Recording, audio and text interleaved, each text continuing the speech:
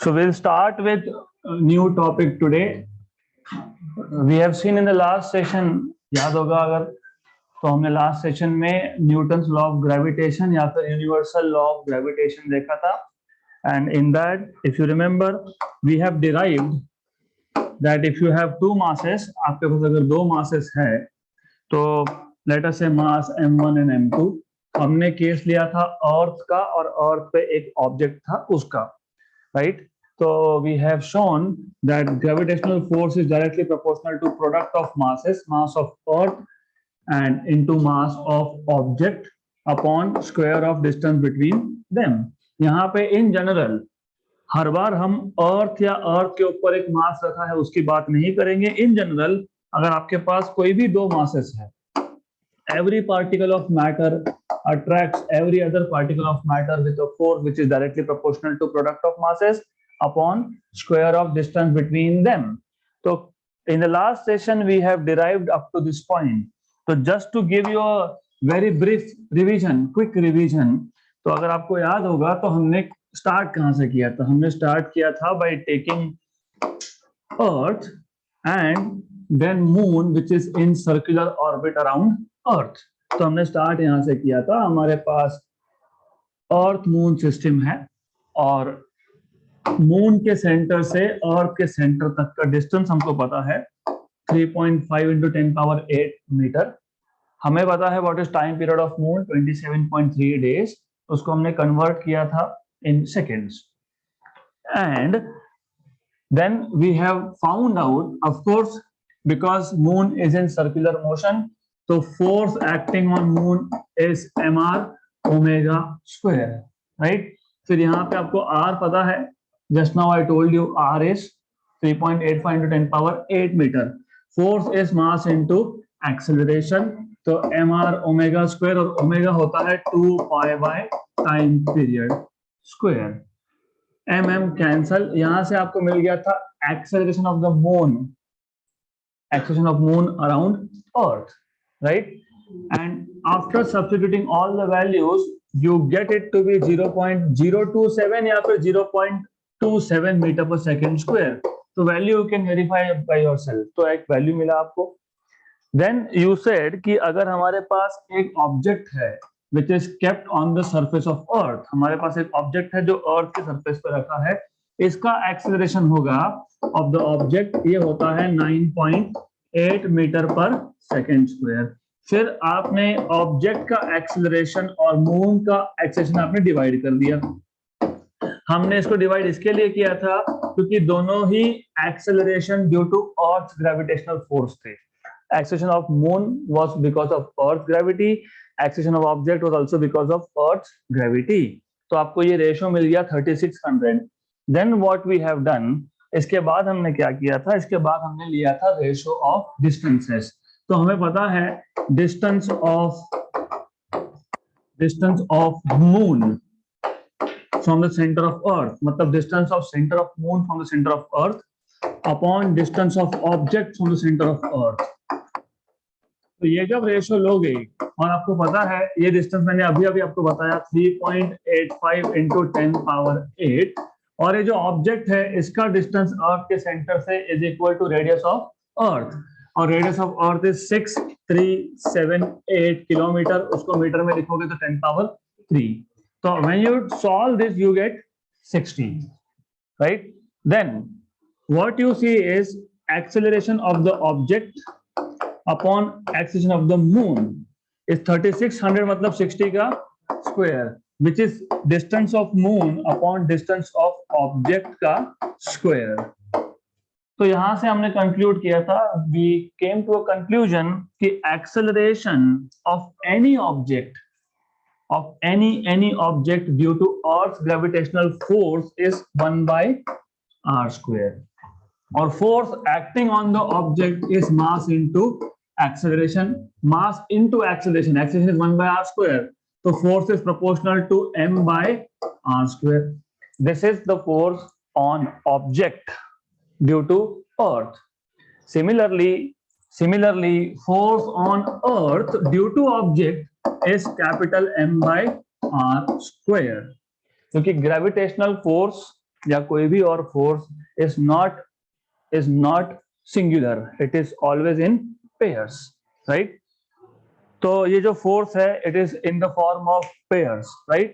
So then if you combine these two, what you get, F is m1 m2 by r square. So this is how you basically prove Newton's law of gravitation or universal law of gravitation. तो ये याद होना चाहिए. This is how we come to a conclusion. अब going one step ahead, तो ये था part of yesterday's revision. Now let us start with next topic. That is the same topic, सिर्फ Newton's law of gravitation in vector form लिखना है हमको. Newton's law of gravitation in vector form. Newton's law of gravitation in vector form. और अगर आपको पहला lecture याद है तो पहले ही first lecture I told you electrostatics में और ग्रेविटेशन में बहुत सारे सिमिलरिटीज है. तो अगर इफ यू रिमेंबर, हमारे पास अगर दो चार्जेस है Q1 and Q2 separated by distance r, the force between these two was Q1 Q2 by r square into some constant. तो आप लिखते हो 1/4 pi epsilon 0 Q1 Q2 by r square. ये हो गया स्केलर फॉर्म. आपको अगर वेक्टर फॉर्म चाहिए तो वेक्टर फॉर्म में याद होगा force acting on 2 due to 1, force acting on charge 2 due to charge 1. यहाँ पे in this case it will depend if the two charges are of the same type. दोनों positive positive है तो repulsion होगा, एक पॉजिटिव एक negative है तो अट्रैक्शन होगा, दोनों नेगेटिव नेगेटिव है तो रिपल्शन होगा. तो डिपेंड करता है, डायरेक्शन डिपेंड करता है चार्जेस कौन से टाइप के है.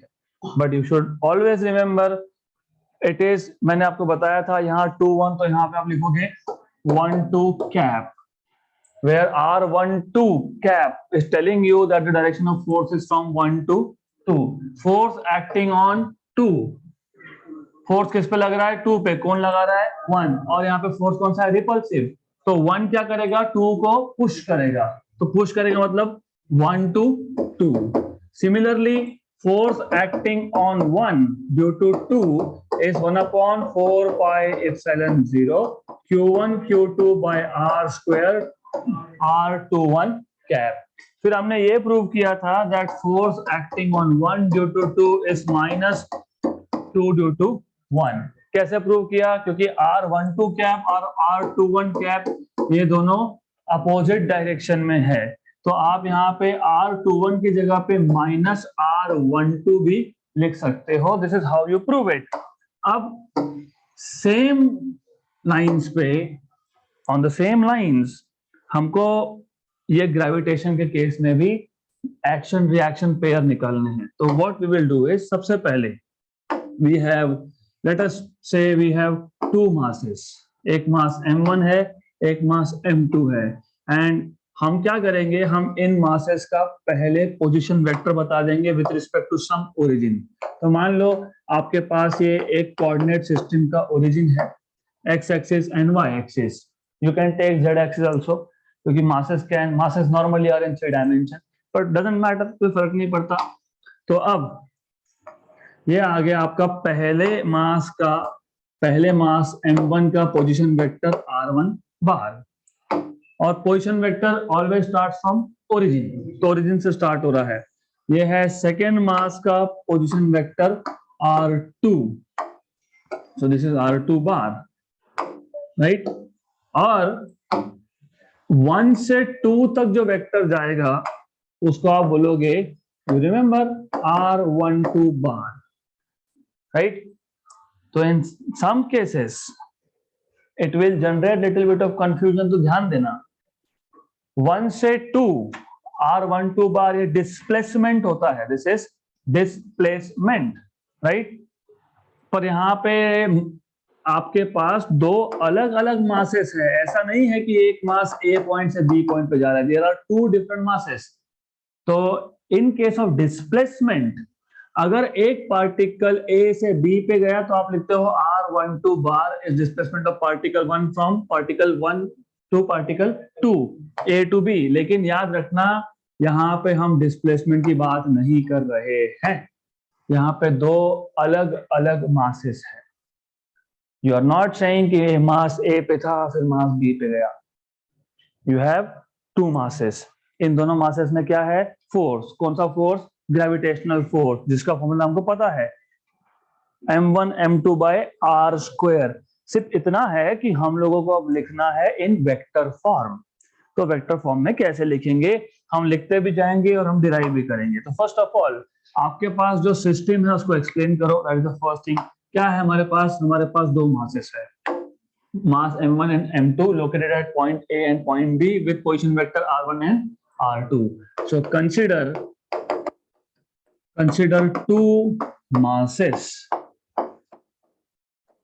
m1 and m2 located at points A and B with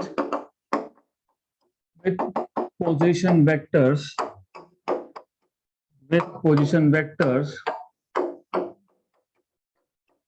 r1 bar and r2 bar respectively, with position vectors r1 bar and r2 bar respectively. आपको ऑलरेडी पता है कि जब आप पोजीशन वेक्टर बोलते हो तो position is always measured with respect to origin. मान लो अगर मुझे सेकेंड मास का पोजीशन चाहिए, not with respect to origin but with respect to first mass, तो उस केस में उसको कैसा लिखे जाएगा? तो बहुत सिंपल है, position of mass 2, position of m2 with respect to m1 is given by r21 bar which is r2 bar minus r1 bar। मैं वापस बता रहा हूं, ये डिस्प्लेसमेंट नहीं है, ये सेकेंड मास का पोजीशन है in terms of vector with respect to first. मतलब अगर हम ओरिजिन की जगह पे सेकेंड मास का पोजीशन पहले मास से मेजर करते तो हमको कौन सा वेक्टर लेना पड़ता? r21 bar which is r2 bar minus r1 bar. या फिर अगर इतना कॉम्प्लिकेट नहीं करना है क्योंकि आपके बुक में दिया है तो मुझे बताना पड़ता है, तो आई वुड हैव सेड, मैं ऐसा नहीं लिखता, मैं बोलता और r21 कैप, खत्म। मैं बोलता कि और द डायरेक्शन ऑफ, मैं फोर्स में डायरेक्शन ले लेता। तो जब हम फोर्स की बात करेंगे तब मैं directly instead of writing this मैं सीधा बोल दूंगा कि सेकेंड मास पे जो फोर्स है ड्यू टू पहला मास, उसका डायरेक्शन बता देंगे। गुड। या तो आप ऐसा लिखो, position vector of m2 with respect to m1 is r21 bar which is r2 bar minus r1 bar, या फिर, और ऑफ कोर्स जब आप फोर्स लिखोगे तो you will write in terms of unit vector. Similarly position of m1 with respect to m2 is, अगर आपको m2 का पोजीशन आप with respect to m1 find कर सकते हो तो m1 का भी with respect to m2 find कर सकते हो, is given by r12 bar which is r1 bar minus r2 bar. Again same argument, ये डिस्प्लेसमेंट नहीं है, ये क्या है? पोजीशन। किसका पोजीशन? पहले मास का। कहां से मेजर किया? सेकेंड से। Good, right. सो फ्रॉम या according to universal law of gravitation,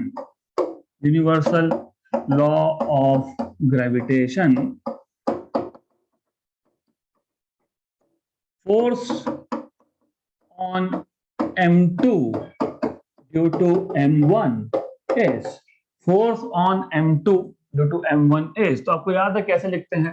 force किस पे लग रहा है? 2 पे, तो वो पहले लिखा जाता है। कौन लगा रहा है? 1, तो बाद में। Force on 2 due to 1 is g। यहाँ पे ग्रेविटेशन में कांस्टेंट आता है g, वहां पे आता है कैपिटल के, जिसको आप बोलते हैं 1/4 pi epsilon 0। m1 m2 upon, अब ये जो डिस्टेंस है ना दोनों में, इसको मैं r मान लेता हूं। इन दोनों में जो डिस्टेंस है इसको मैं r बोल देता हूँ, डिस्टेंस इज r स्क्वायर, और इमीडिएटली मेंशन कर दो where r is centre to centre distance. Gravitation में सेंटर टू सेंटर डिस्टेंस होता है, centre to centre distance between m1 and m2, between m1 and m2। ये इनकम्प्लीट है, क्यों incomplete है? डायरेक्शन, कौन फोर्स लगा रहा है? 1, किस पे लगा रहा है? 2 पे, लिखा ना आपने, force acting on 2 due to 1, right? Force किस पे लग रहा है? 2 पे, कौन लगा रहा है? 1। और यहाँ पे gravitational force is always attractive, तो 2 पे पहला मास फोर्स लगा रहा है, तो वो क्या करेगा? उसको खींचेगा, राइट? अट्रैक्ट करेगा, अट्रैक्ट करेगा, तो डायरेक्शन क्या होगा? 2 से 1, अट्रैक्ट हो रहा है ना, 1 2 को अट्रैक्ट कर रहा है, मतलब 1 मास 1 दूसरे को अपनी तरफ खींच रहा है, राइट? तो सेकंड से फर्स्ट, तो डायरेक्शन क्या आएगा? R21 cap. आप समझा डिफरेंस? इलेक्ट्रोस्टैटिक्स में आपने क्या लिखा था? क्यों? क्योंकि वो जो था वो रिपल्सिव था, ये क्या है? अट्रैक्टिव है, तो that is the basic difference. Good. Similarly force acting on, or of course gravitational force acting on m1 due to m2 is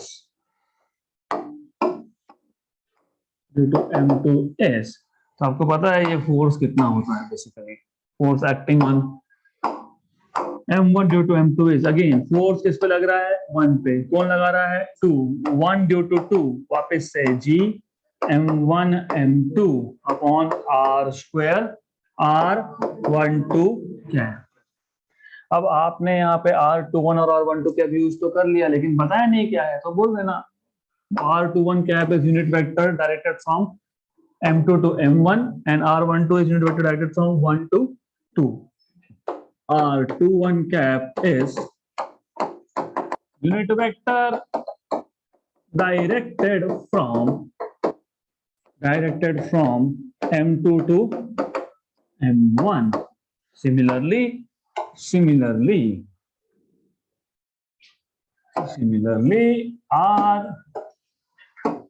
R12 cap is unit vector directed from m1 to m2. Good. So now also what you know, हमें क्या पता है? हमें पता है कि R21 cap और R12 cap में एक ही डिफरेंस है, they are directed opposite to each other. Therefore force on 1 due to 2 is G m1 m2 by r square। जहां पे R12 कैप लिखा था वहां लिखोगे माइनस R21 कैप। Therefore आप लिखोगे F12 बार, माइनस साइन बाहर निकाल लो, G m1 m2 by r square R21 cap. Therefore F12 बार इस माइनस, ये है F21 बार। इसका मतलब ग्रेविटेशन में भी, और मैंने कल एक स्टेटमेंट यूज किया था, इफ यू रिमेम्बर, कोई 100 फ्लोर पे जाके नीचे जंप मार रहा है और you are going up on to 100 floor and you are dropping an object, what do you see? Object is falling towards earth, मतलब object is attracted towards the centre of earth. उल्टा भी है, इसी object 1 अगर object 2 को attract करेगा तो object 2 object 1 को अट्रैक्ट करेगा, और नेगेटिव साइन मतलब they are directed opposite to each other, right? So hence here also you see that forces are never single, they are always in pair. So this is how you are supposed to derive this. अब अगर आपको याद होगा, इसके बाद मतलब electrostatics में इसके बाद एग्जैक्टली सेम सीक्वेंस भी सेम है। पहले आप दो चार्जेस में फोर्स निकालते हो, फिर आप दो चार्जेस में फोर्स वेक्टर फॉर्म में निकालते हो, फिर आप बोलते हो कि अगर हमारे पास मल्टीपल चार्जेस हो तो पहले चार्ज पे कितना फोर्स, और वो फोर्स निकालने के लिए you use principal of superposition of forces. अगर याद होगा तो हमारे पास चार्ज Q1 है, चार्ज Q2 है, चार्ज Q3 है, चार्ज Q4 है, ऐसे n चार्जेस है। हमें फाइंड करना है what is the total force on any of this. उसमें से हम ले लेंगे, चलो पहला मान लेते हैं, what is the total force on first charge. तो हमने बोला था कि according to principle of superposition, force on charge 1 is force on charge 1 due to 2 plus force on charge 1 due to 3 plus force on charge 1 due to 4, so on so forth. So total force on any charge is the vector sum of forces on that charge due to all other charges. Similarly, अगर हमारे पास charge की जगह पे masses हो, let us take some masses, I have so many masses, और हमें देखना है कि किसी भी एक मास पे, लेट अस से M1 पे टोटल फोर्स कितना है due to all other masses. तो similarly here you will say ये Mn है, similarly you will say exactly same, gravitational force acting on mass m1 due to all other masses is the vector sum of individual forces. मतलब force on mass 1 is force on mass 1 due to 2 plus force on mass 1 due to 3 plus force on mass 1 due to 4 and so on. तो exact same lines पर चलेगा। Good, तो हम एक काम करते हैं, इसको टाइटल दे देते हैं and then we will be writing down little bit. So this is superposition of forces, principle of superposition of forces, principle of superposition of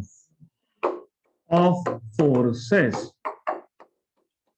So let us say consider, क्या consider collection of masses, या फिर आप बोल सकते हो consider collection of objects with masses m1 m2 m3 m4 respectively. Consider a collection of point objects with masses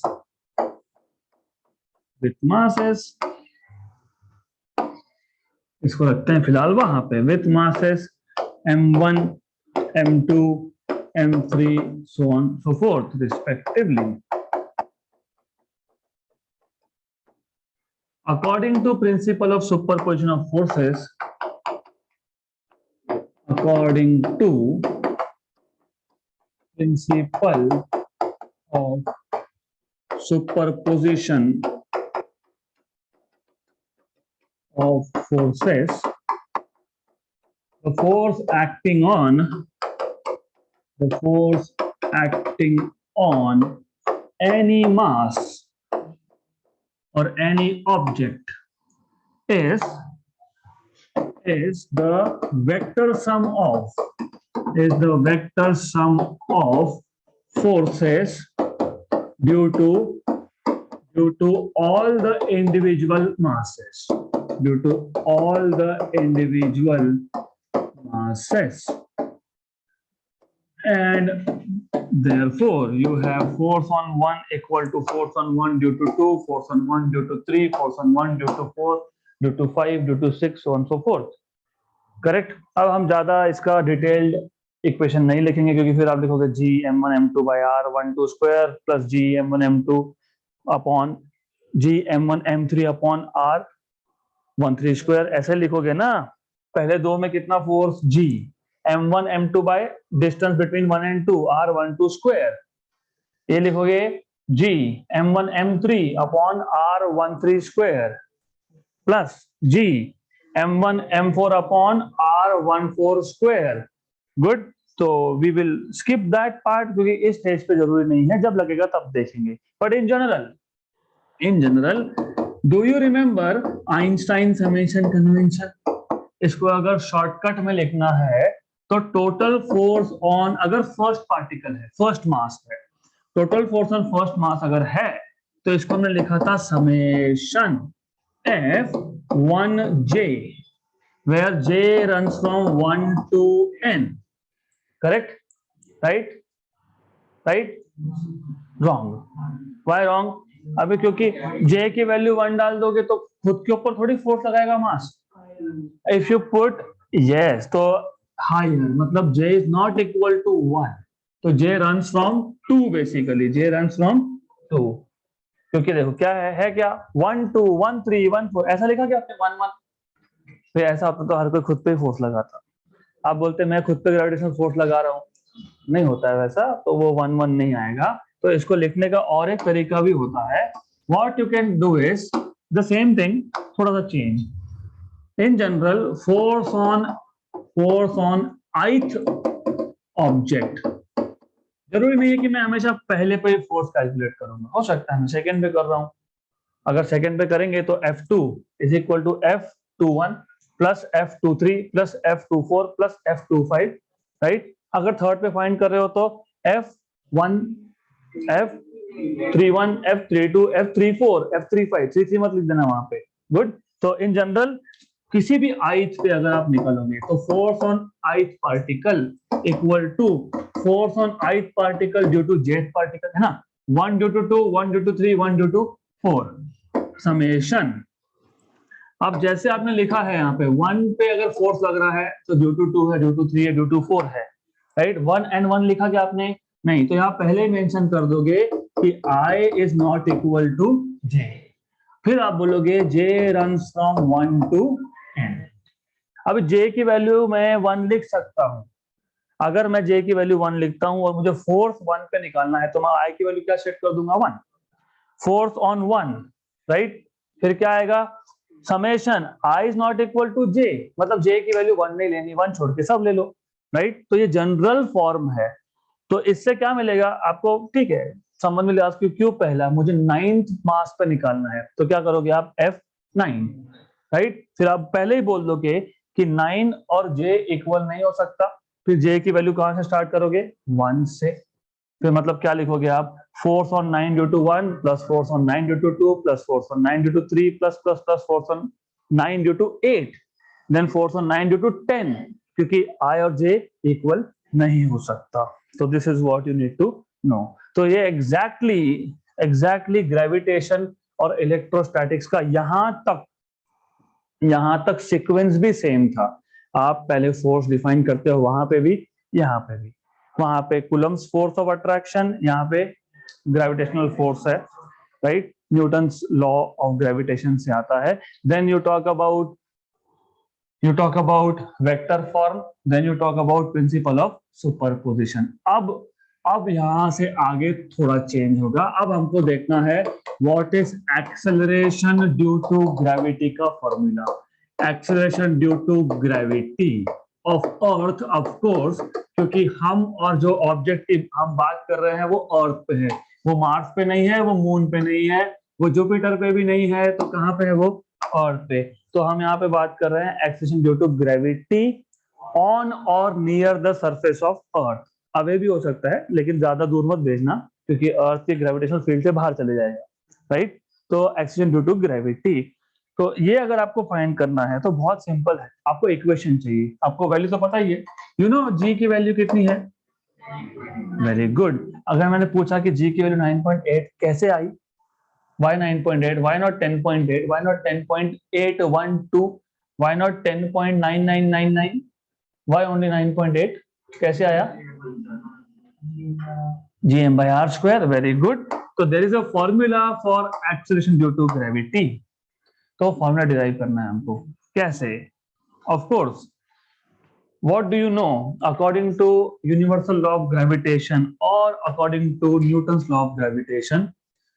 The force between centers of two masses separated by distance r is G m1 m2 by r square.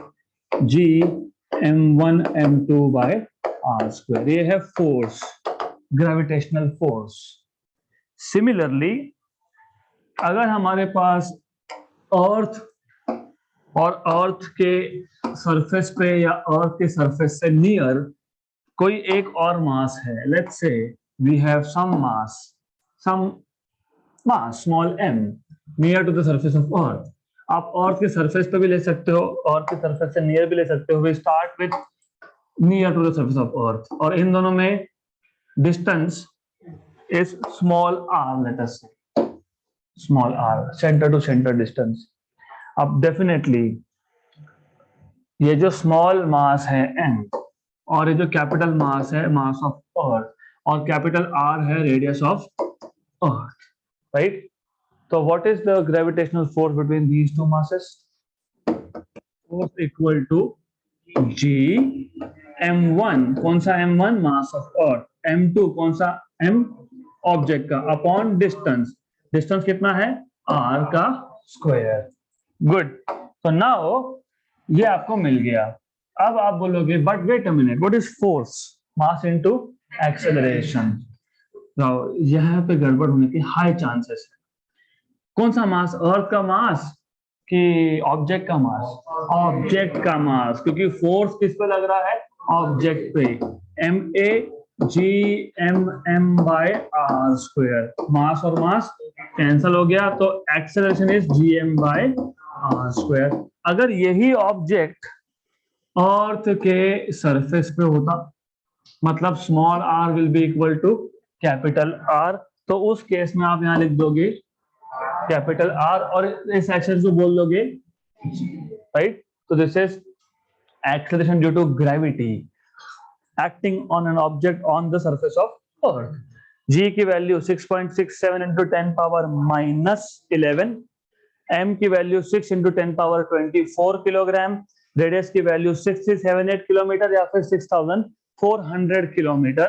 ये substitute करने के बाद आपको value मिलता है 9.8 metre पर second square, right?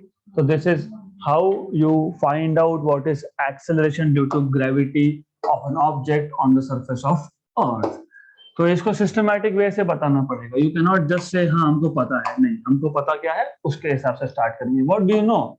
You know कि अगर आपके पास दो ऑब्जेक्ट्स है and if they are separated by a distance r, तो पहले तो बता दो कि what is the force between these two. तो start by general formula of Newton's law of gravitation. So according to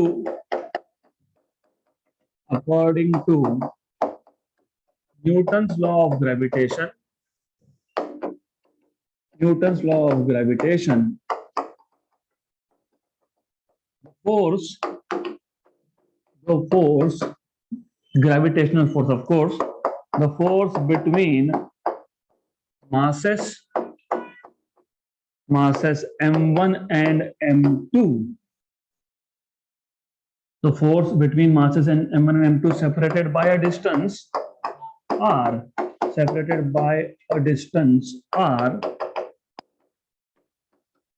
is given by F equal to G m1 m2 by r². Okay. Similarly, for an object near the surface of earth,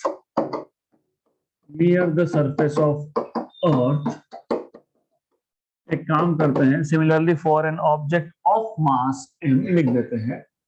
similarly for an object of mass m,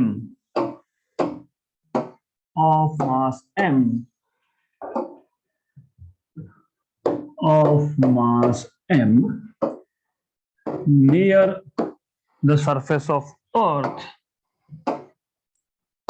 at a distance r, of course, near the surface of earth at a distance r, और distance कहां से major किया? Centre से। at a distance r from the center of earth,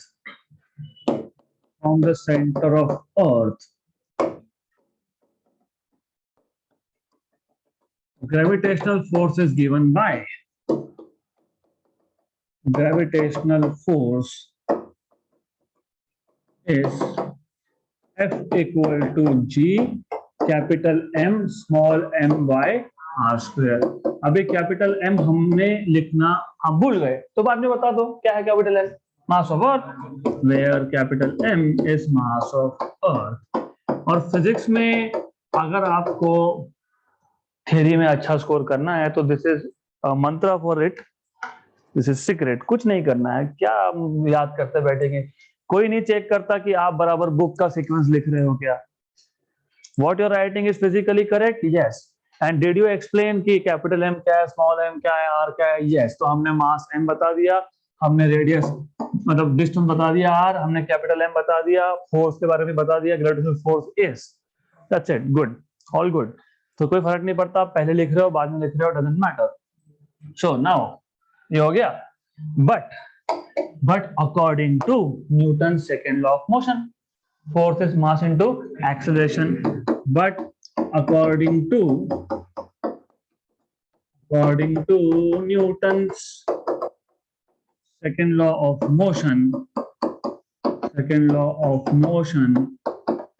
force acting on mass m,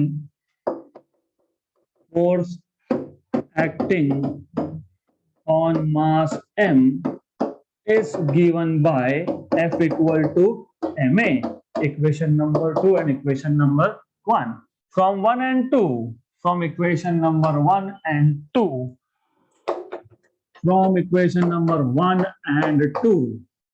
दोनों का left hand side same है तो right hand side same होगा। ma equal to g capital M small m by distance square, m और m cancel, therefore a equal to g m by r square, but this acceleration is due to gravity, and hence it is denoted by small g,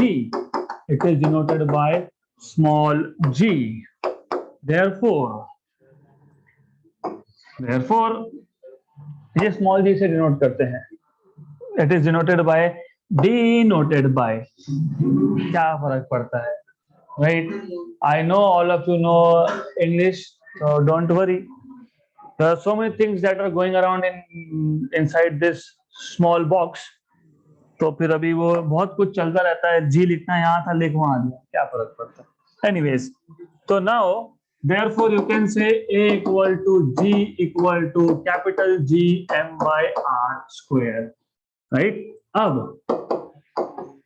if the object is on the surface of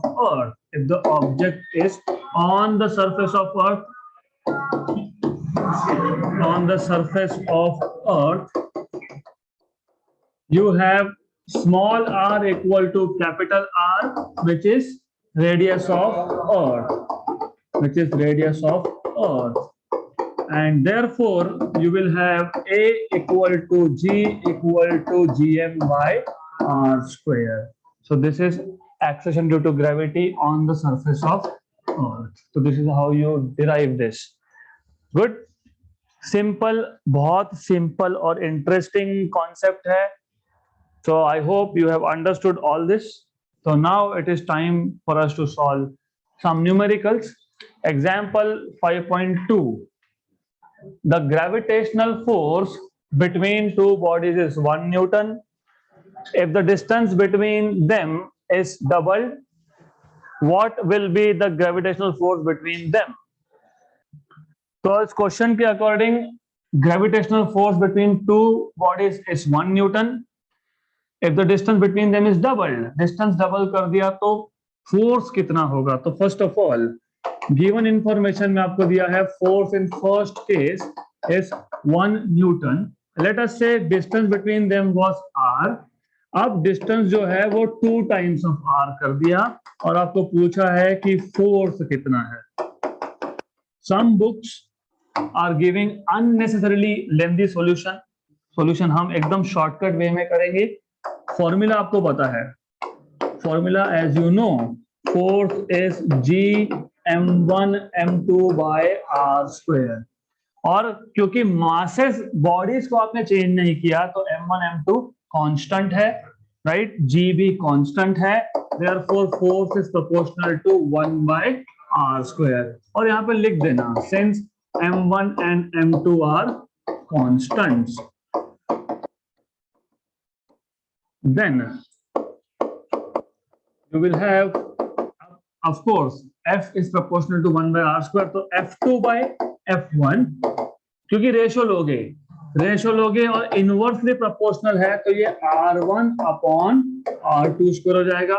r1 तो r है, r2 कितना है 2r², cancel and cancel, this is 1 by 4, तो f2 equal to f1 by 4, तो 1 by 4 मतलब 0.25 Newton. That's how you are supposed to solve this question.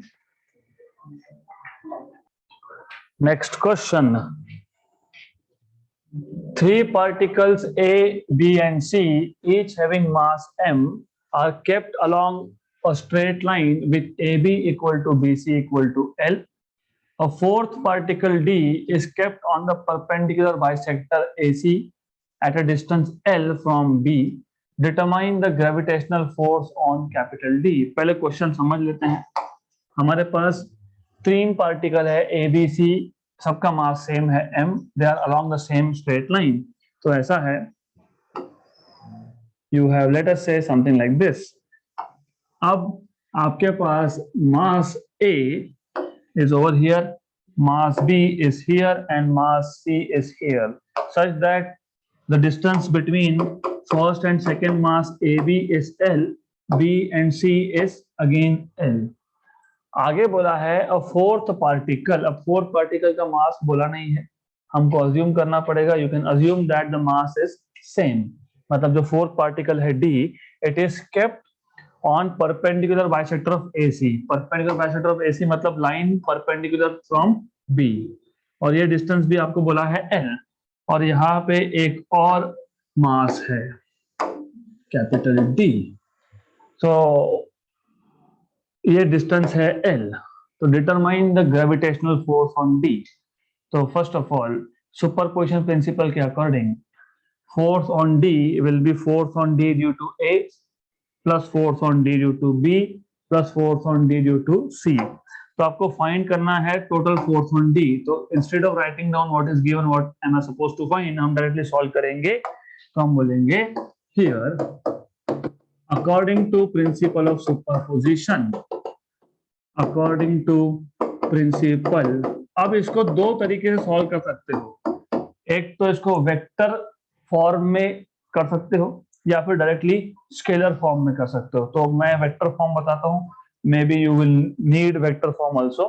According to principle of superposition of forces, force on D, total force on D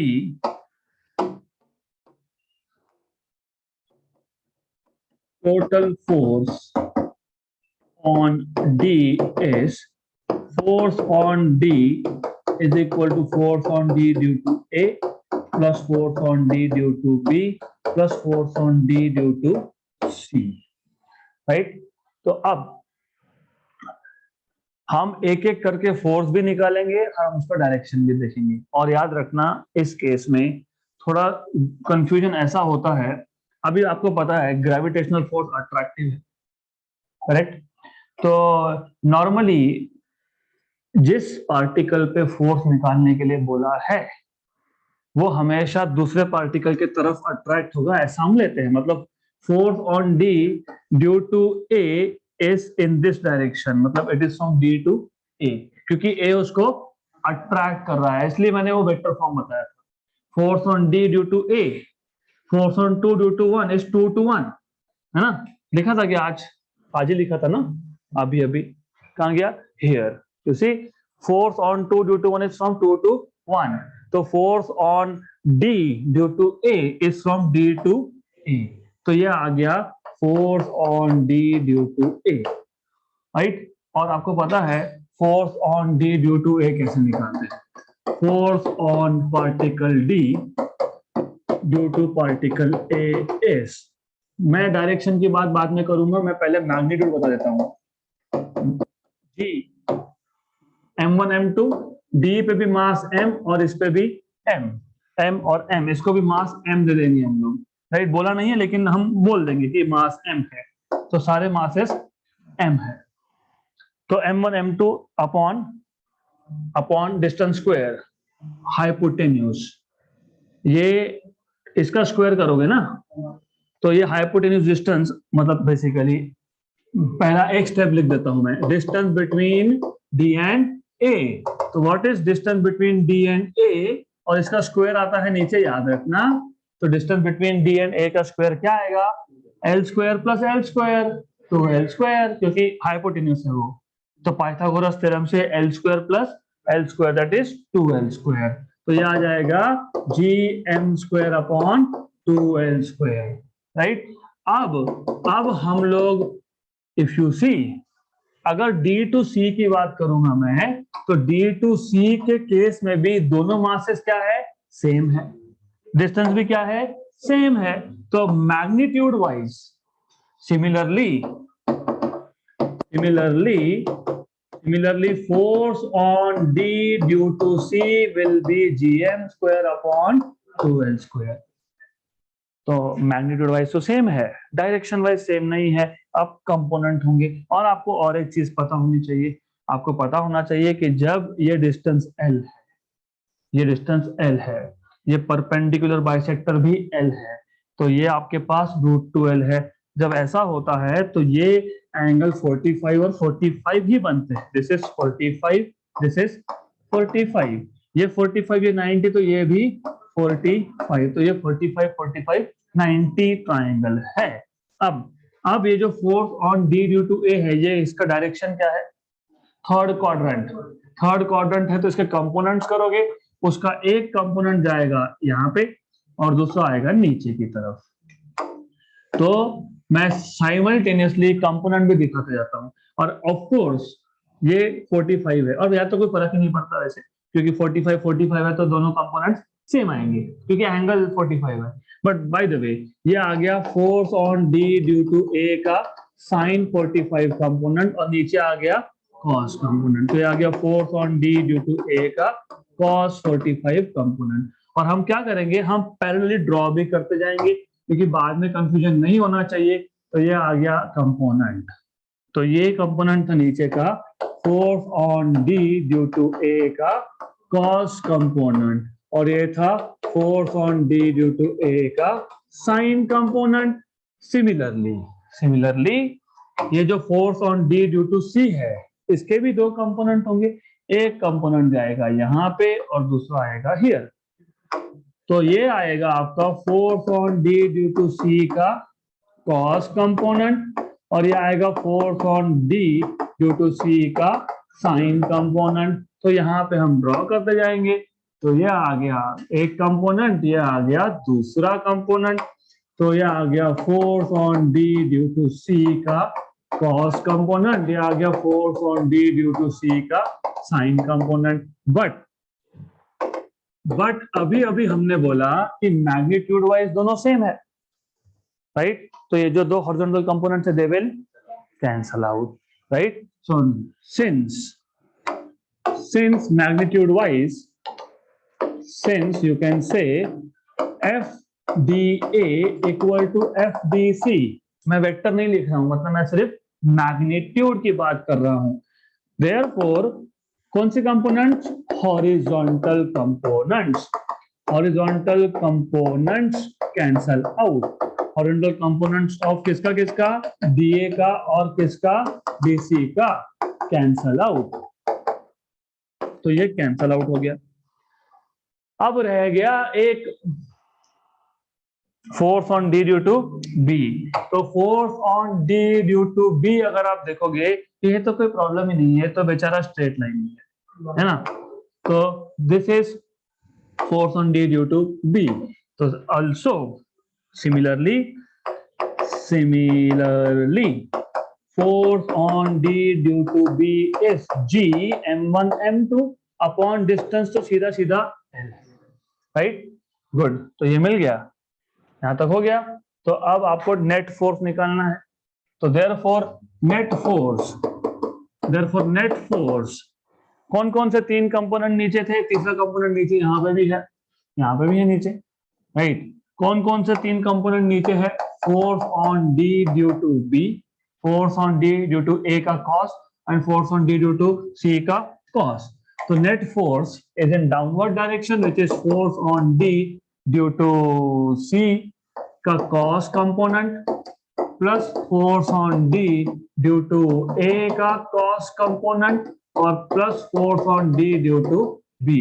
but ये दोनों तो equal थे, but force on D due to C equal to force on D due to A equal to, इसको F बोल दो, और ये क्या था, G M square upon 2l square, लिखा ना यहाँ पे 2l स्क्वायर, हाँ वही है फिर।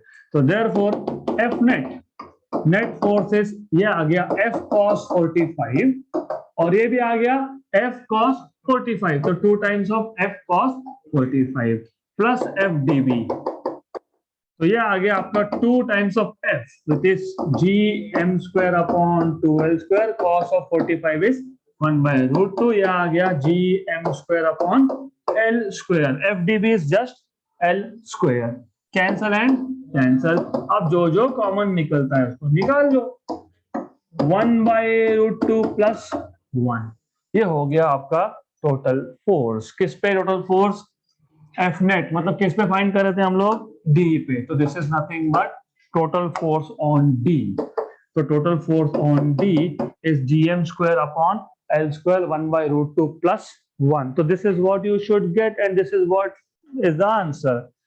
So that's it for today.